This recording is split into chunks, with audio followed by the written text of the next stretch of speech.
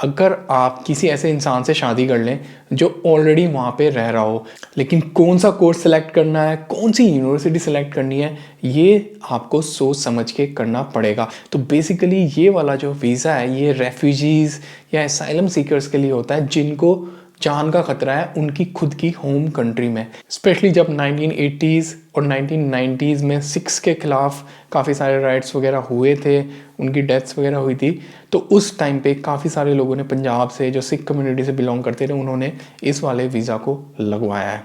तो उस केस में आपको अपनी रिलेशनशिप को प्रूव करना पड़ता है। आपके पास सारे प्रूव होने चाहिए कि कितने टाइम से आप एक दूसरे के साथ रह रहे हो, क्या लेवल ऑफ रिलेशनशिप है आप दोनों का।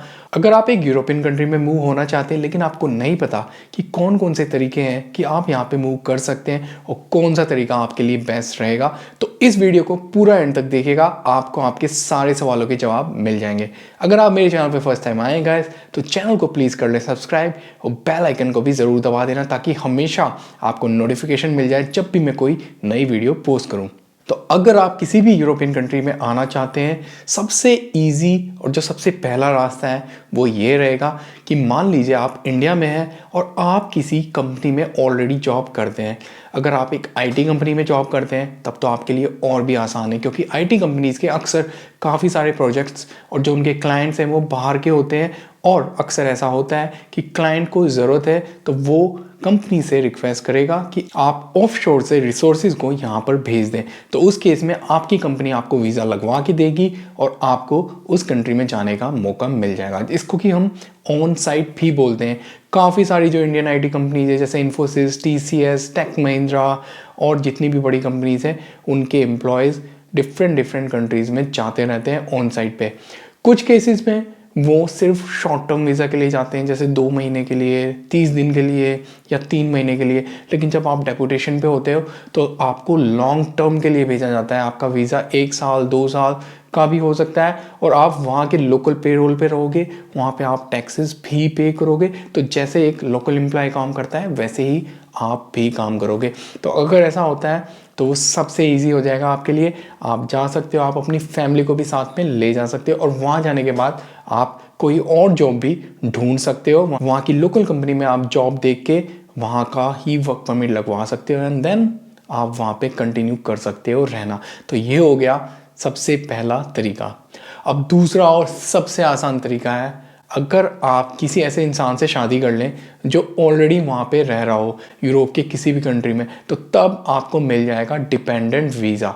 तो उस केस में आपको कुछ नहीं करना है, आप शादी इंडिया में रजिस्टर कराओ और फिर आप वीज़ा के लिए अप्लाई कर दो। हालांकि इस प्रोसेस में हर कंट्री का जो वेटिंग टाइम है वीज़ा का वो डिफरेंट है। कुछ कंट्रीज में 2 हफ्ते में आपका वीज़ा आ जाता है, कुछ कंट्री में आपका 6 महीने लगते हैं, कुछ कंट्री में 1 साल भी लग जाता है। उसके अलावा डिपेंडेंट वीज़ा पे जब आप आते हैं, क्या आप काम कर सकते हैं उस कंट्री में और कितने घंटे काम कर सकते हैं, इसके भी डिफरेंट कंट्रीज़ के डिफरेंट रूल्स हैं। जैसे कि यूके के अदर रूल्स हैं, बट अगर मैं यूरोपियन यूनियन की बात करूं, मैं अभी स्वीडन में रहता हूं, तो स्वीडन में अगर आप एक डिपेंडेंट वीज़ा पे आते हैं तो आप काम कर सकते हैं, आप कोई भी जॉब सर्च कर सकते हो, फुल टाइम आप जॉब कर सकते हैं। और जो रूल स्वीडन में है एग्जैक्टली सेम रूल आपको फिनलैंड, डेनमार्क, जर्मनी, नॉर्वे और मोस्टली जितनी भी यूरोपियन कंट्री है वहाँ पे मिल जाते हैं। तीसरा रास्ता, आप उस कंट्री में एज अ स्टूडेंट जा सकते हो। आप आइल्स का एग्ज़ाम क्लियर करो, ठीक है, आपको लगभग 6.5 के आसपास तो यार बैंड चाहिए ही होंगे उस एग्ज़ाम में, और फिर उसके बाद आप डिफरेंट यूनिवर्सिटीज़ में अप्लाई कर सकते हो। जिस यूनिवर्सिटी में आपका एडमिशन हो गया आप वहाँ पे जाओ, स्टूडेंट वीज़ा आपको मिल जाएगा। स्टूडेंट वीज़ा मिलने के बाद आप उस कंट्री में जाके जॉब सर्च भी कर सकते हो। अगर आपको जॉब मिल गई तो आप अपने स्टूडेंट वीज़ा को एक वर्क परमिट में कन्वर्ट कर लो। तो अगर आपके लिए जो पहला ऑप्शन और दूसरा ऑप्शन ईजी नहीं है तो आप तीसरे ऑप्शन के लिए जा सकते हो। स्पेशली अगर आप एक यंग स्टूडेंट हो, आपने जस्ट ग्रेजुएशन किया है इंडिया से, तो तब आपके लिए काफ़ी अच्छा ऑप्शन रहेगा कि आप अपनी मास्टर्स यूरोप से कर लो, किसी ऐसी फील्ड में जिससे आपके एजुकेशन को वैल्यू ऐड हो और जिसमें आपको जॉब मिलने के चांसेस भी ज़्यादा हो। लेकिन कौन सा कोर्स सेलेक्ट करना है, कौन सी यूनिवर्सिटी सेलेक्ट करनी है, ये आपको सोच समझ के करना पड़ेगा। और जिस कंट्री में जा रहे हो और किस कंट्री में जा रहे हो ये भी सोच समझ के सेलेक्ट करो, डिपेंडिंग ऑन कि वहाँ पे जिस फील्ड में आप एजुकेशन करने जा रहे हो उसमें जॉब मिलने के प्रॉस्पेक्ट्स कैसे हैं।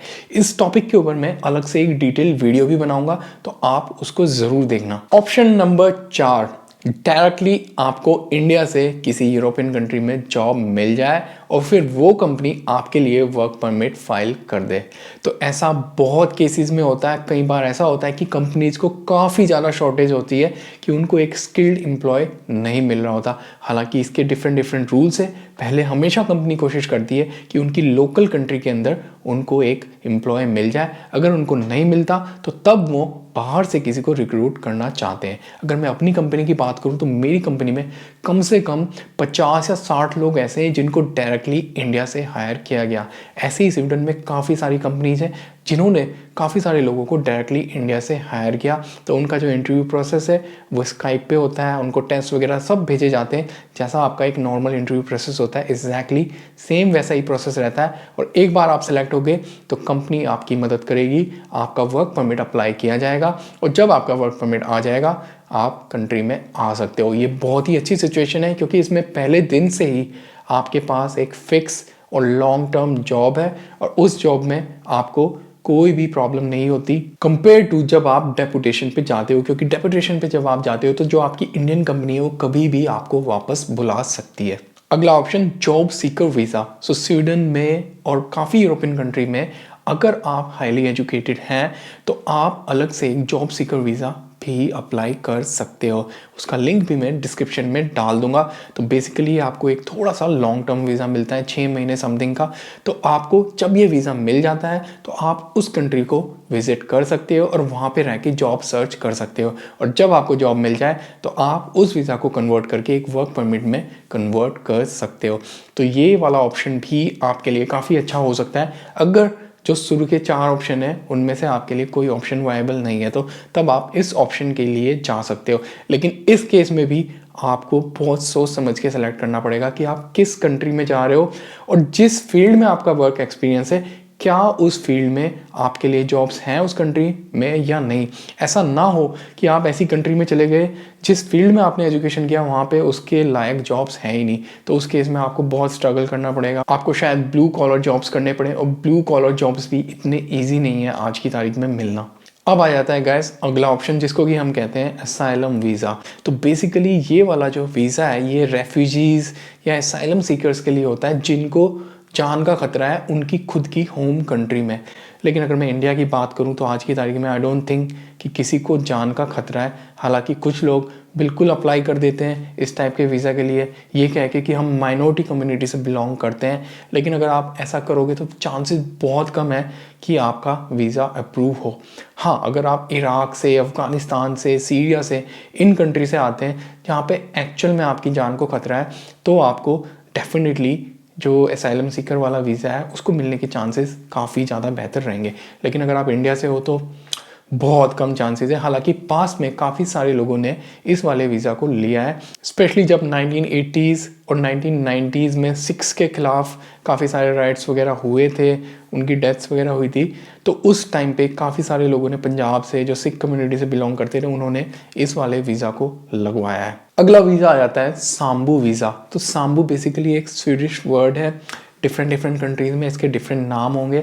इसका मतलब ये है कि आपकी कोई गर्लफ्रेंड है या आप किसी के बॉयफ्रेंड हो, गर्लफ्रेंड बॉयफ्रेंड आप साथ में रहते हो, आप रिलेशनशिप में हो बट आपने शादी नहीं की है लेकिन आप साथ में रहना चाहते हो। आप शादी नहीं करोगे लेकिन शादीशुदा लोगों की तरह ही आप रहना चाहते हो और हमेशा रहोगे।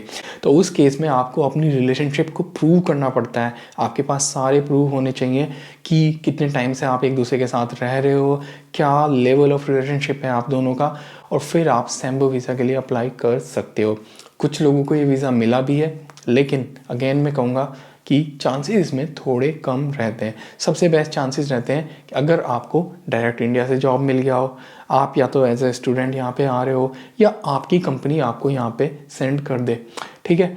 और ऑफ कोर्स अगर आप किसी से शादी कर लो जो ऑलरेडी यहाँ पे रहता है तो उसमें तो 100% आपको मिलना ही मिलना है वीज़ा। लेकिन इनके अलावा ये जो 3 ऑप्शन मैंने बताए, इनमें आपको वीज़ा मिलने के चांसेस ज़्यादा रहते हैं। ये जितने भी ऑप्शंस हैं, इन सब के बारे में मैं डिटेल में भी अलग से एक वीडियो बनाऊंगा, जिसमें हम हर एक पॉइंट के बारे में गो थ्रू करेंगे कि कैसे आप इस प्रोसेस को इनिशिएट कर सकते हैं और क्या इनके प्रोज एंड कॉन्स रहेंगे। तो इसलिए आप चैनल को ज़रूर सब्सक्राइब कर लेना, बेल आइकन को भी दबा देना, ताकि जब मैं फ्यूचर में ये सब वीडियोस बनाऊं आपको नोटिफिकेशन मिल जाए। वीडियो अच्छी लगी हो तो वीडियो को लाइक कर देना, शेयर करना। कोई भी आपको क्वेश्चन हो यहाँ पे कमेंट आप कर सकते हो, मैं आपको ज़रूर जवाब दूंगा। और इस चैनल को अपने फ्रेंड्स वगैरह से शेयर करो ताकि उन तक भी ये इन्फॉर्मेशन पहुँच सके। तो हम मिलेंगे एक और नए वीडियो में।